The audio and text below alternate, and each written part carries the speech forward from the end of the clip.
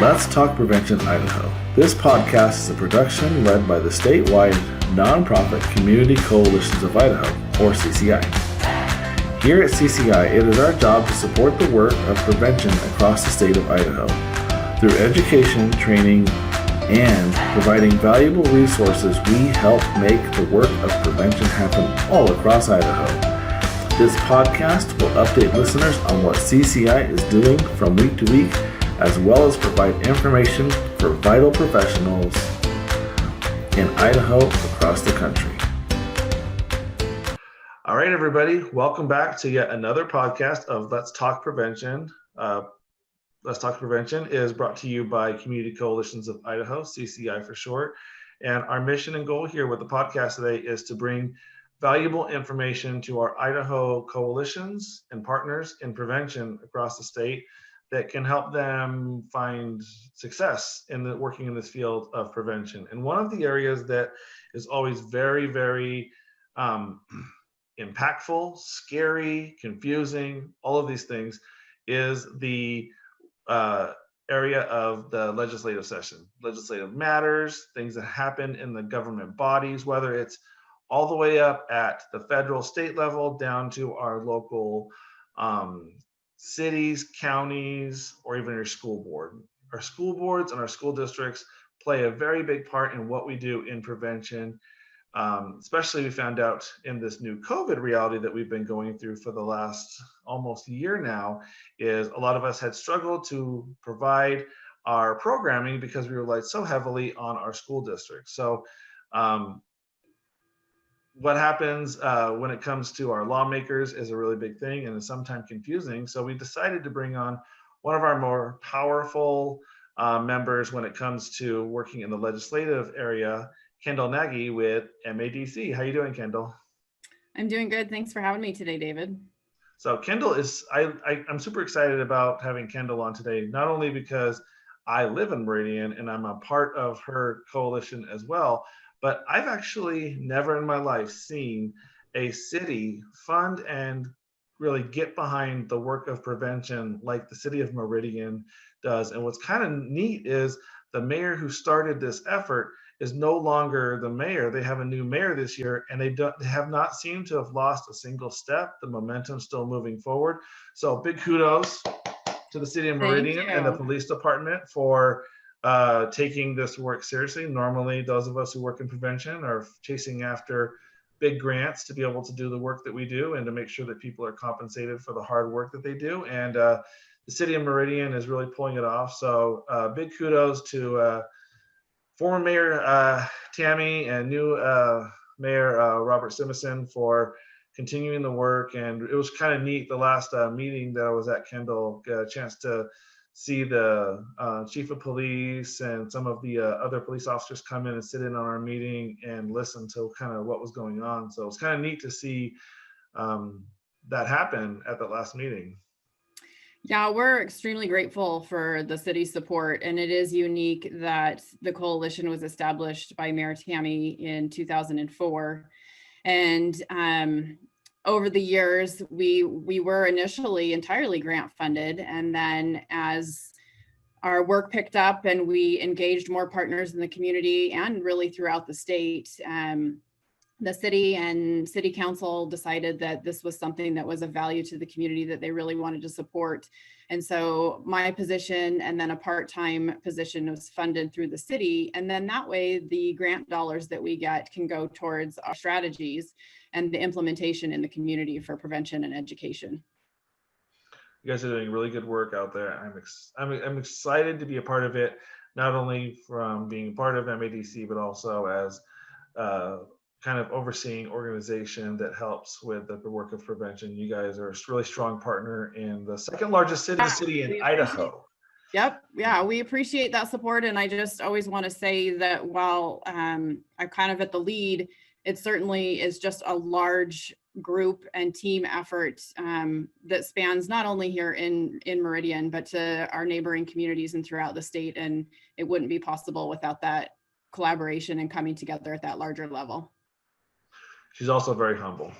So one of the things that wowed me the most when I first started working in prevention in Idaho was Kendall has a very strong grasp on all things that happen legislatively. Now, she's probably going to be humble and say that she doesn't know as much as we think she does, but it's been really awesome to sit there and listen to her update not only the members, but the city and the community that is willing to listen on what is happening in the world of prevention when it comes from the federal level, state level, even what's happening locally.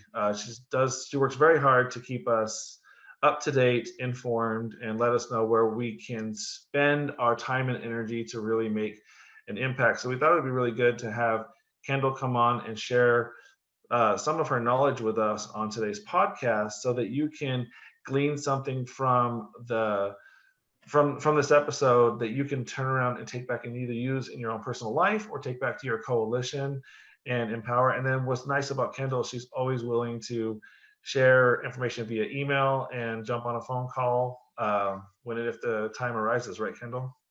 Absolutely. Yeah, definitely. It doesn't have to be over the years, legislative work, the sessions, the policy, that whole category of information has been one that really is daunting to a lot of community members and community partners and professional leaders.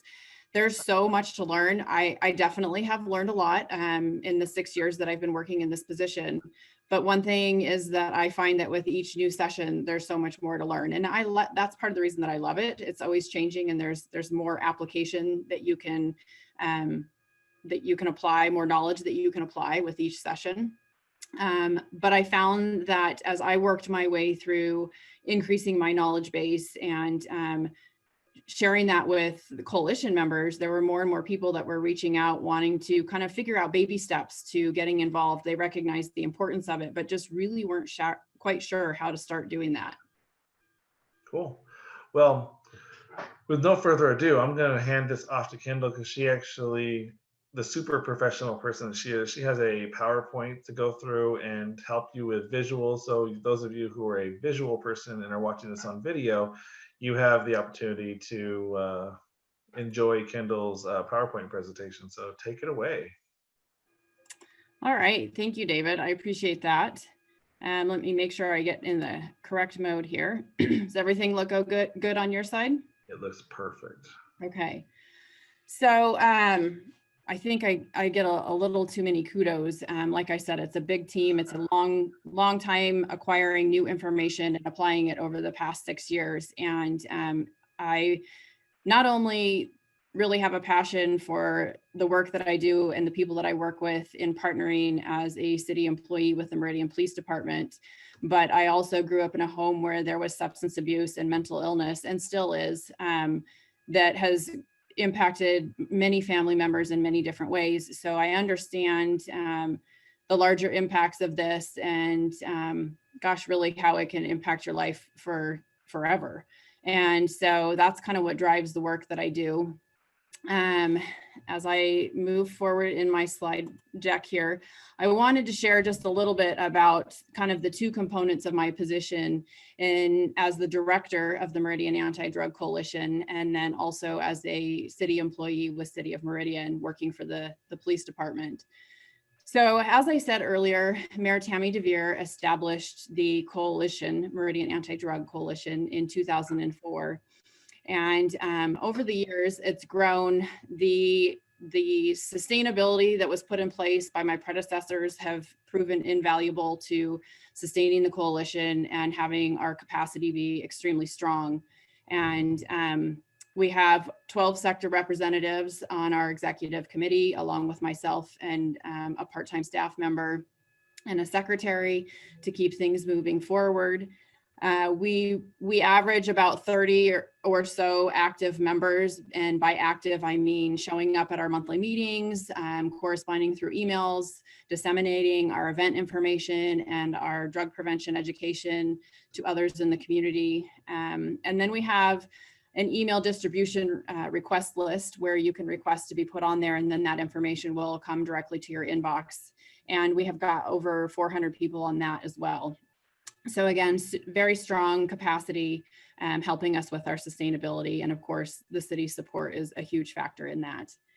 And the work that we do, it really is data driven, and it's implementing these prevention strategies throughout the community. And through that data that we identify with many different partners, we've targeted underage drinking, nicotine or vape e-cigarette use, marijuana, and then abuse of prescription medications as well. So super high level, just some of what we focus on is the coalition, very similar to many other coalitions throughout the state and CCI as well. They are kind of a another agency partnership between Idaho Office of Drug Policy and at the state level, where us independent coalitions in the different communities throughout the state can tap into resources and education that they offer. So very valuable partnership. And then a little bit of how that there's some crossover with that and the work that I do with the coalition and then with the police department. We have a very strong partnership with school resource officers and West Ada School District, which is the largest school district in the state with over 40,000 students. And so obviously there's ample opportunity for us to get in there and provide prevention education, not only to the students and youth, but also administrators and staff. In addition, again, so our partnership with the police department largely is the school resource officers, but then also the crime analysis unit, they help provide some of that data that I mentioned before. We also work with the impact team. This is the undercover or detective team. They recently helped us with our cannabis compliance checks that we do. It's a little bit unique to the city of Meridian in wanting to make sure that the products that are in retail establishments in our city have the ingredients that are on the labels and not something else. So that's one of the ways that we partner with that team. We also partner with the K9 unit, and that's a fun one. It's a great interactive way for us to do drug prevention with some of the littles and the kids in the schools. Huge partnership over Red Ribbon Week annually. And then drug recognition experts. These are officers that have extensive training in recognizing drugs. They start with an A-RIDE training and then they go to the DRE certification. And so they're a great resource, not only for community members, but they've been really a critical component for me to build my knowledge base. They have a very in-depth knowledge of the different drugs and the impact on the body. And so that's how they've been helpful, and we've partnered there. And then of course our DUI team. So lots of overlap, lots of opportunity for education to go both directions, which really creates that strong partnership. And David, just let me know if you have any questions or would like me to clarify anything as we move along.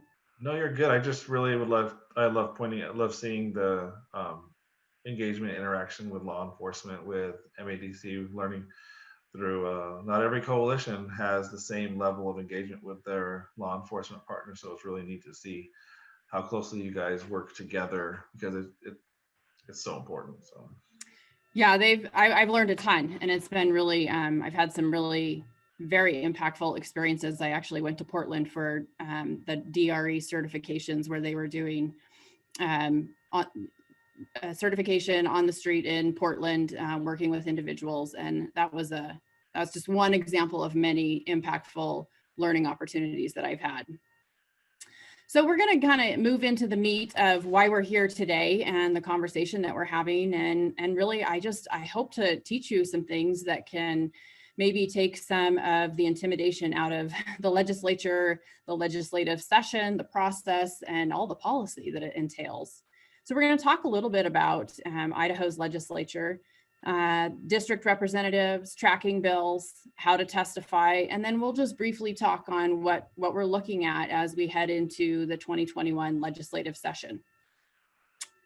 So first main resource that I highly recommend and is that you go and explore and start to learn from the legislature website. So it's legislature.idaho.gov.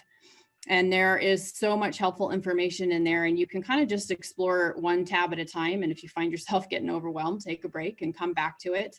But a great resource. So a lot of what we talk about today will tie back to that website. So the elections are held, of course, in November, and for legislative representatives, that's in November of even numbered years. And then as we work our way into December, They take office at the beginning of December, and then the leadership assignments are designated as well. And then, of course, typically the session will run January to March. It depends on when they wrap things up. Sometimes it runs longer, but that's usually the goal, those spring months. We have 35 districts in Idaho. We're going to talk about how to find who is your representative in your district in a little bit. And then in total, the elected officials making the decisions and working for us as constituents in the legislature are 105 community members, just like you and I, that have a passion to serve and have dedicated time and effort to doing the best to represent us and the districts that they work for. There are 35 senators in the Senate, and then 70 representatives in the House. And then there's committees that each of the senators and representatives will participate in. There are 10 Senate committees and 15 House committees. And all this information, again, can be found on www.legislature.idaho.gov. So again, high level, and then you can dig down deeper by exploring the website. So the next thing that we're going to talk about is, as I mentioned, like, what are the district boundaries?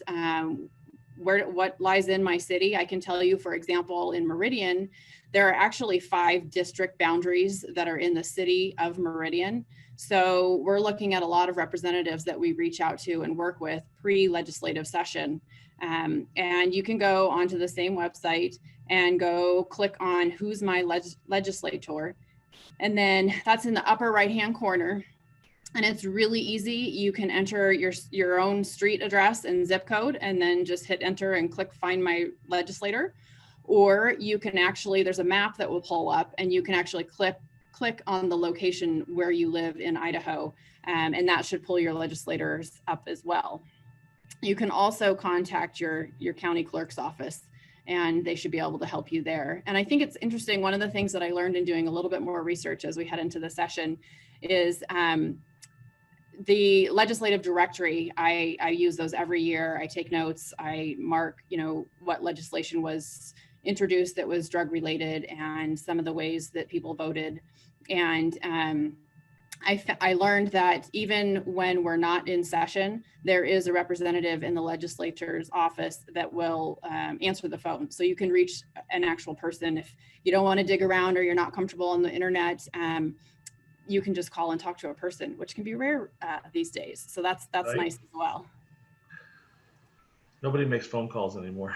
It depends. We work with all ages, so there's lots of different preferences. So I'm just going to touch high level on finding your district representatives at the federal level. So we have 2 congressional districts here in the state of Idaho. And on that same page of Who's My Legislator on the state website, you scroll down to the bottom and there is a button that you can click that says Congressional Delegation. And when you click on that, that will bring up the information for our congressional delegates for the state of Idaho. And then from there, you can go to their websites, follow the policy that they're working on, whatever committees they may serve on, that kind of thing as well. And a lot of them will have, they'll have a resource on their website where you can sign up to get their newsletter or notifications from them as well. So no shortness of information as far as you signing up and then having it delivered to you if you don't want to go out and follow things, because the legislation sessions do move very fast. So that information can be fine-tuned and then come to your inbox. They move very fast here. So that's where so that you do a little research ahead of time, ideally, because what happens once we go into session is, as David just said, things move very fast, and boy, we aren't kidding. They're great at updating and keeping the most current information on the website, but there's so much happening so fast that there's a delay, as you can imagine. And I've learned that through different partners and connections within the city and throughout the state as we're working on different staying up to date on different policies so that we can educate our constituents and our coalition members. And so really laying that foundation and reaching out and the part of this whole conversation that we're having today as far as legislative tracking, establishing those partnerships, doing your homework ahead of time, familiarizing yourself with the websites. That's really key to having a successful legislative session as far as the information that you're able to consume and then turn around and educate people with. So because it does move so fast. So as far as tracking the bills at the state level, on the legislature's website, in the upper left corner, it says My Bill Tracker, and you're going to want to go ahead and click on that. And the first thing that I recommend with what that opens up is there is a user's manual that's listed in the top left corner of that page. And the quickest, most efficient way to use the bill tracker to benefit you the most is to go in there and read that user's manual real quick, just scan through it, and then you'll know all the things that the bill tracker can do for you, because there's opportunities to customize your list, to take notes. You can track those don't go away at the end of each session. So the way that I've set mine up is I have it by year, and then you can move information and bills in there by subject, and you can search and move them by subject, or you can just look up the bill number directly. And then, like I said, there's options to take notes. So while I tend to, if you know me well, I tend to take notes on just about everything. So be careful what you put in front of me. I like to handwrite them in the legislative directory, but maybe you prefer to have them in the bill tracker. So another option. And then again, this is a resource where you have an opportunity to check whether or not you want to receive email notifications on each individual bill. And then the other thing that I wanted to emphasize here is, while we're having this conversation today from a prevention standpoint or lens, really this information is applicable to anyone. So let's say, for instance, I'm new and I've moved here from California and I'm interested in getting my real estate license because the market is popping right now. You can go in and you can go into the bill tracker, set up your account, and then select the subject of certifications or licenses. And then you would get any information that might be coming through the legislative session that's related to that. So another example of something outside of the realm of drug policy and the prevention lens that we're all working in. People like to come here from other states. I didn't know that. Haven't you heard yet? I know. So another great opportunity. So maybe the My Bill Tracker on the legislature's website is a little too in depth, or maybe too many options for you as far as setting that up. A little simpler way that's drug prevention specific or drug policy specific is to go to the Idaho Office of Drug Policy's website. And they have a bill tracker as well. And theirs is real simple. They basically do that, creating the list and watching the policy for you. And all you have to do is go to their website, odp.idaho.gov, bill tracker. And you can go in and sign up your name, email, and they will send you the information on the drug policy or legislation that's being introduced, where it is in the process, what actions have taken place, that kind of a thing. And that will come to you no more than once a day. Sometimes there's multiple actions within a single day, actually a lot of times. And so, but they will limit so that you're not getting emails for every one of those steps. You'll get a once daily email to get an update there. So that's another great option, a little more simplified, I would say, but only specific to drug policy. All right. So again, high level, because I don't want to intimidate people, but for those of you that enjoy this and you're getting the hang of it and would also like to know what's going on at the federal level, I recommend that you go to www.congress.gov. I think I left a W out, but congress.gov. And they have similar options on their website where you can create a login, and then you can enter right at the top of their page. They have enter a specific bill or enter information for a search. So you could have some of the words that are in the title of the bill. You don't necessarily have to have the bill number, and you can type it in there. And then once it gets pulled up, you will, right underneath the bill number and the bill title, it'll be in the upper left portion of that screen on congress.gov.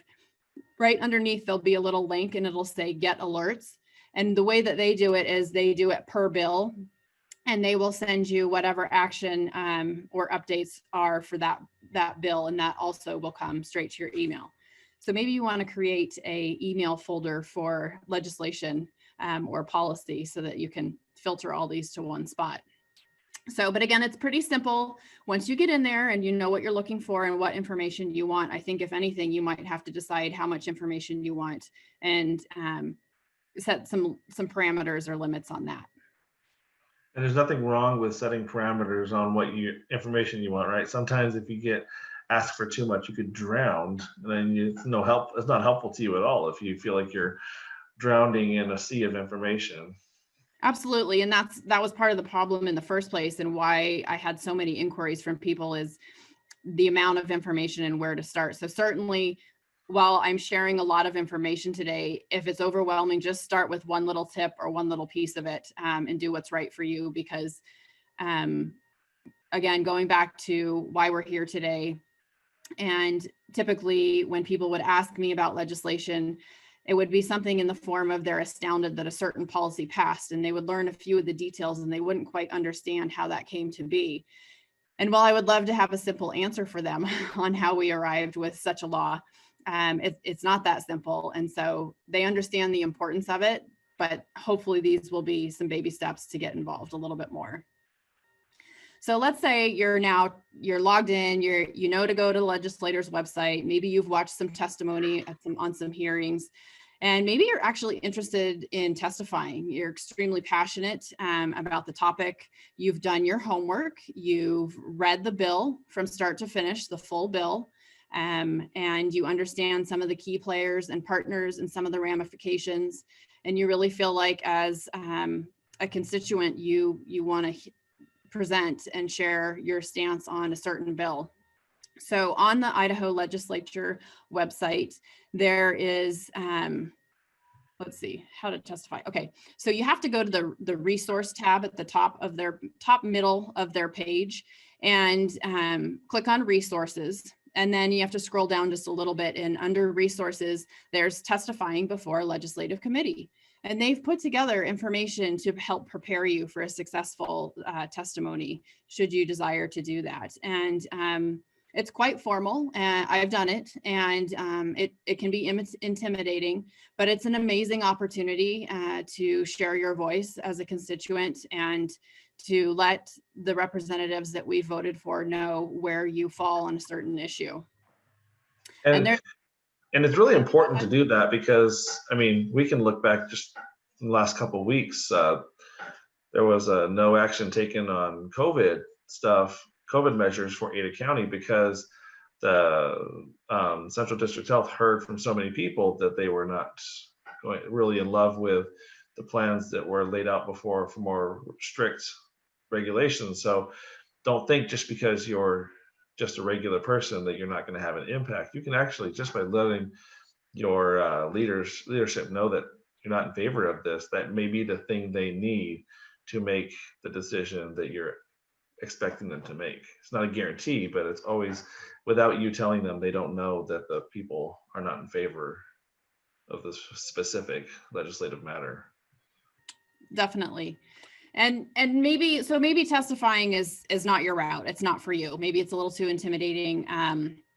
But let's say there's still a bill that you feel extremely passionate about, and you have the bill number, and you know which way you want your representative to vote on that. As a constituent, it's important to make that clarification. As a city employee, I wouldn't be able to write our representatives and say the way that I would want them to vote. But as a constituent, we can all do that as residents in Idaho. And so maybe you want to let them know how you feel about a certain bill. And while the legislative session, it's a whirlwind. It's like literally like a tornado of policy and connections and meetings, and it's just go, go, go.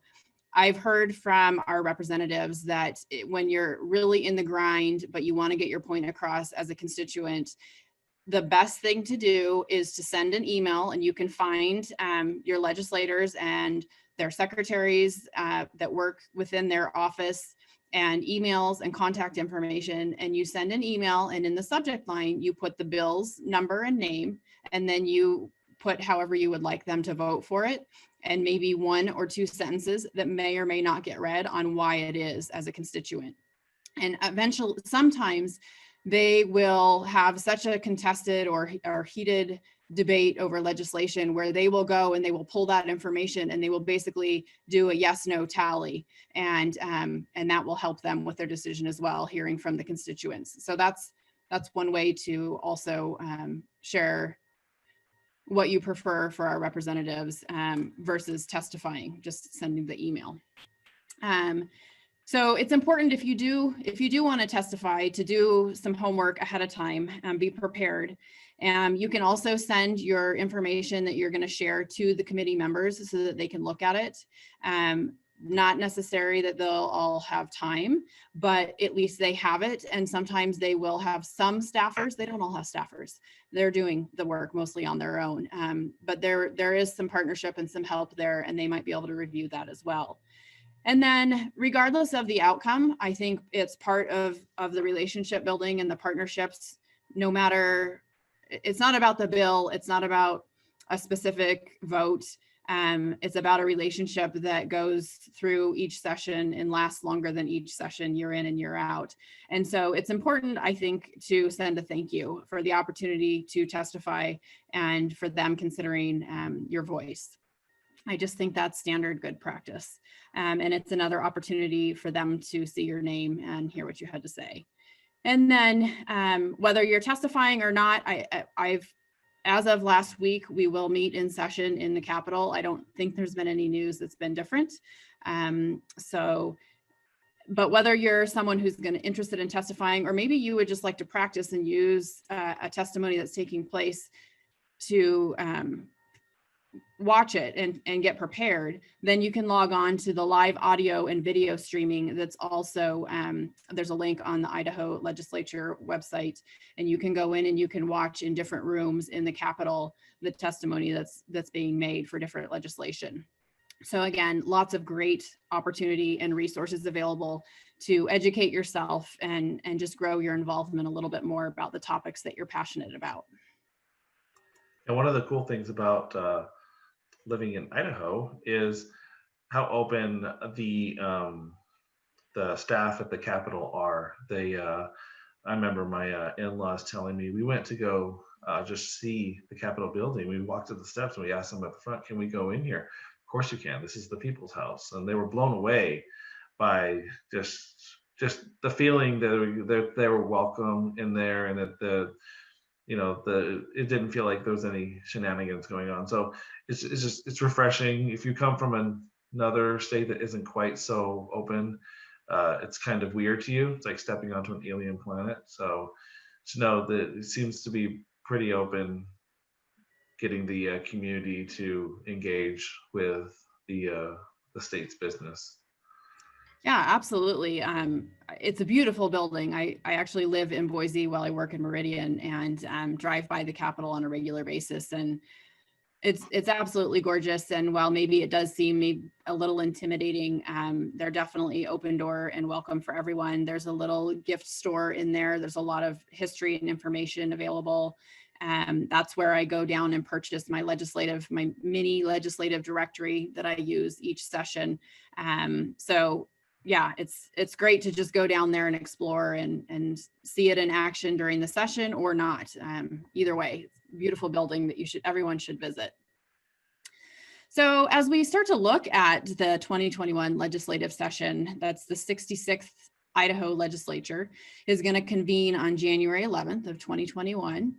And just a couple of things to note as far as leadership. The president pro tem in the Senate is Chuck Winder, so we had a change there for this next session. And Speaker of the House is Scott Bedke. So it's important to know who the leadership is and start to understand a little bit about that as well. We have 6 new senators this session and 19 new House representatives as well.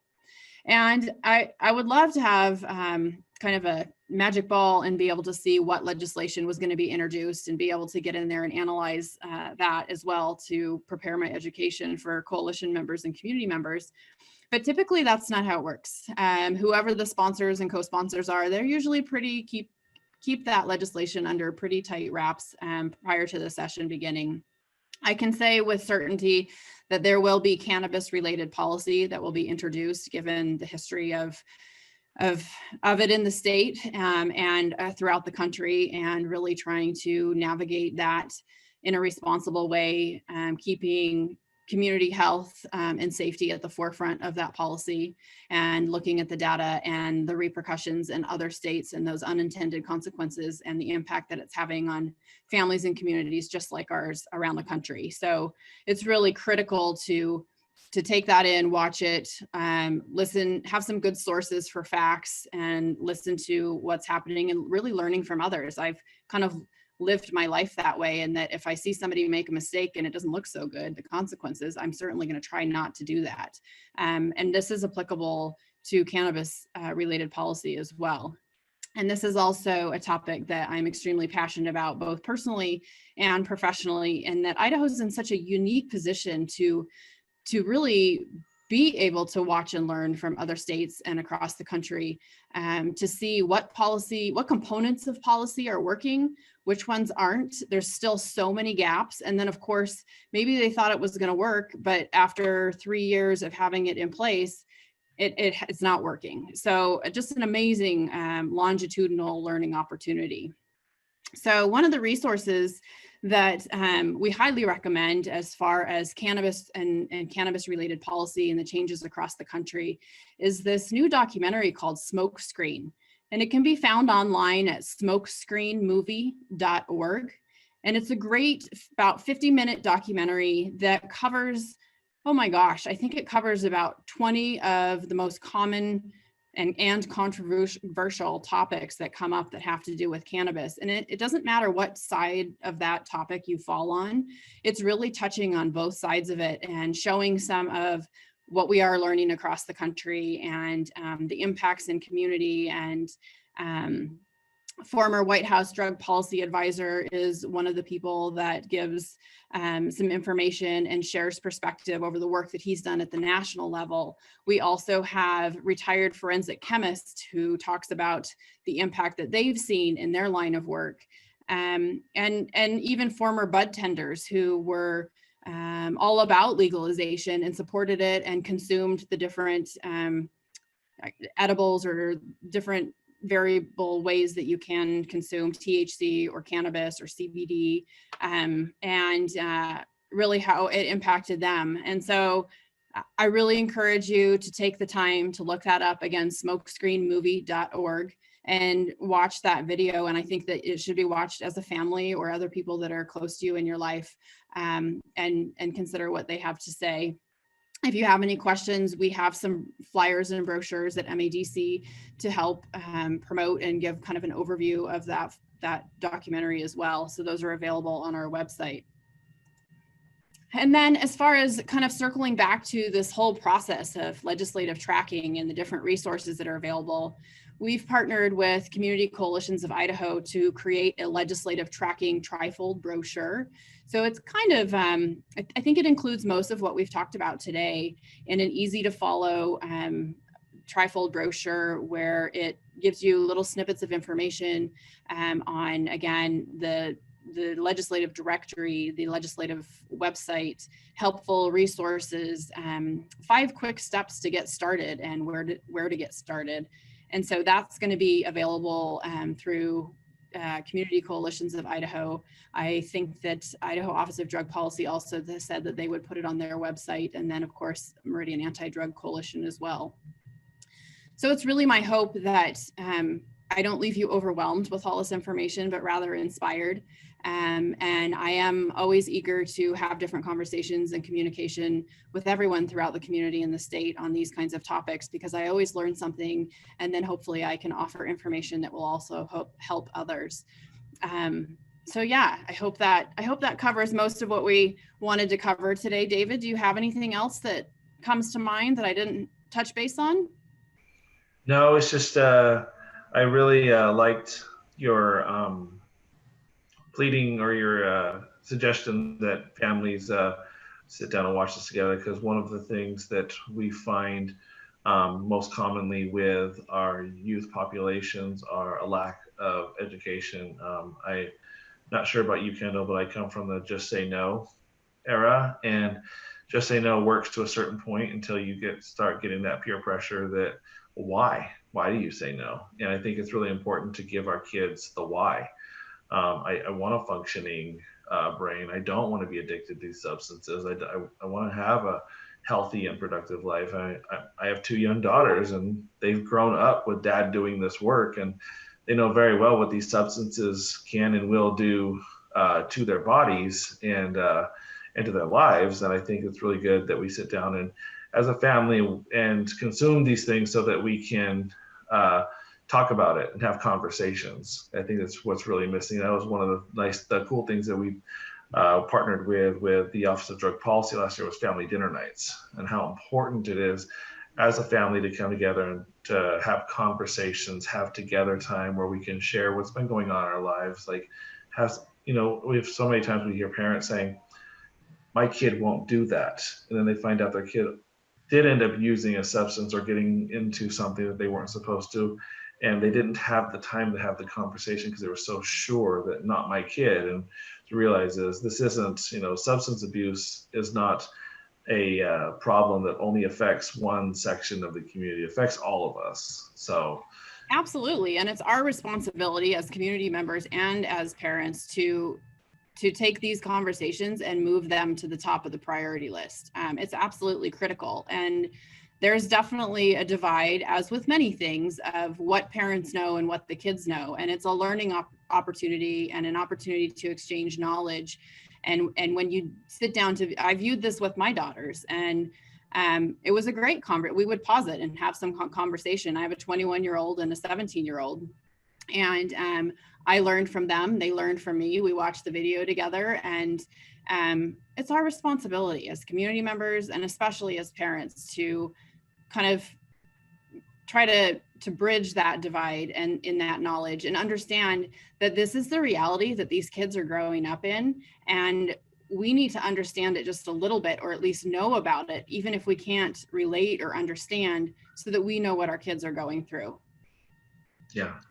Well, Kendall, I want to thank you so much for sharing with us some of your wisdom today and reminding us the importance of what's coming up. Like you said, I haven't heard anything different. The legislative session should be kicking off January 11th. If we hear anything different, you can follow Community Coalitions of Idaho social media, and we'll keep you up to date on that. And you can also follow the Meridian Anti Drug Coalition, MADC. You guys have a Facebook page, correct? We do, yeah. We have a Facebook page, Meridian MADC, and we try to do updates and have information there. And then meridianmadc.org is our website, and we have like our meeting minutes for each monthly meeting and lots of other information, especially a lot of prevention resources under our resource page that will help parents. And that's where you'll find the legislative tracking brochure as well. Cool. So I want to thank everybody for listening today. I want to thank you, Kendall, for taking some time out of your busy schedule to inform us all and share your knowledge.